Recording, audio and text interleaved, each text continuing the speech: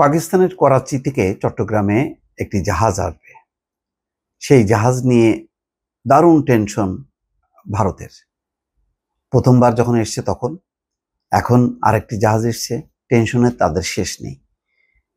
তো প্রথম আলোর একটি রিপোর্ট যে পাকিস্তান থেকে সেই জাহাজে এবার যা এলো সেটা ব্যাখ্যা করতে হচ্ছে। কেন ব্যাখ্যা করতে হচ্ছে? ভারতের সম্ভবত উত্তেজনা বা ভয় দূর করার জন্য। পাকিস্তানের করাচি বন্দর থেকে কন্টেনার পণ্য নিয়ে দ্বিতীয়বারের মতো চট্টগ্রাম বন্দরে বহির্নোঙরে পৌঁছেছে সেই জাহাজ।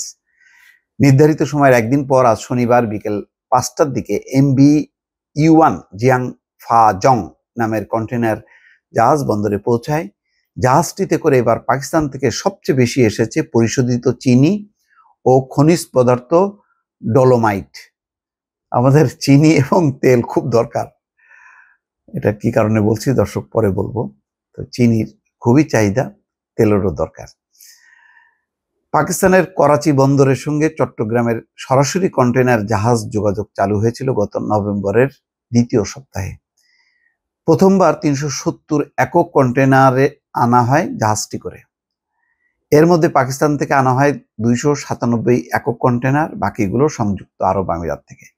এবার আমিরাত ও পাকিস্তান থেকে আনা হয়েছে 811 একক কন্টেনার পণ্য, যার মধ্যে 86% পাকিস্তানের।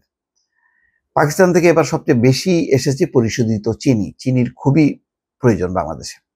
মোট 285 কন্টেনারে 1,48,200 ব্যাগ চিনি আনা হয়েছে, যা রমজানের মধ্যে খুবই দরকার হবে। রমজানের আগে হাহাকার পড়ার কথা চিনির, সেই হাহাকারটা এবার হয়তো এর প্রভাবে কিছুটা কমবে। চিনির পরিমাণ প্রায় 7,000 টন। এই চিনি এনেছে খাদ্য প্রক্রিয়াজাত শিল্প গ্রুপ, প্রাণ RFL, Shehzad food products, Savoy ice cream কারখানা ও ব্রডওয়ে ইন্টারন্যাশনাল। চিনির পর পাকিস্তান থেকে সবচেয়ে বেশি আনা হয়েছে ডলোমাইট। ডলোমাইট আমদানি হয়েছে 171 কন্টেনারে।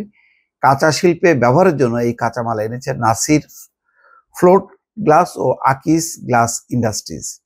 পাকিস্তান থেকে আমদানি হওয়া আরেকটি পণ্য হলো সোডা অ্যাশ। এই পণ্য আমদানি হয়েছে 138 কন্টেনারে।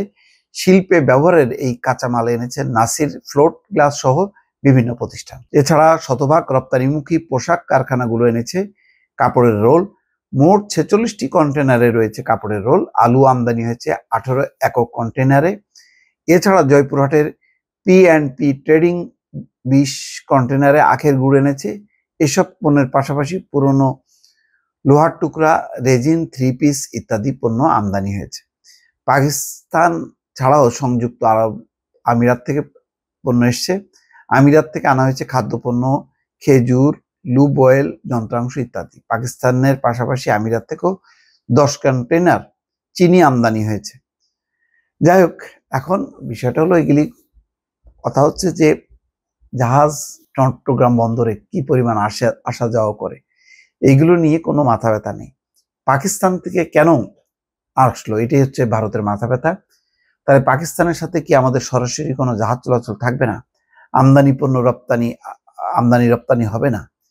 এই বিষয়গুলো পরিষ্কার হওয়া দরকার। পাকিস্তানেরও ভারতের পরিষ্কার হওয়া দরকার, এবং ভারত যাতে এইগুলো নিয়ে যাতে কোনো টেনশন তৈরি না করে, এটাকে স্বাভাবিক আমদানি রপ্তানি বাণিজ্যের অংশ হিসেবে যাতে মনে করে, এবং যাতে বাংলাদেশের উপর খড়গহস্ত না হয়, এইসব কারণে। দর্শক ভালো থাকবেন, আল্লাহ হাফেজ।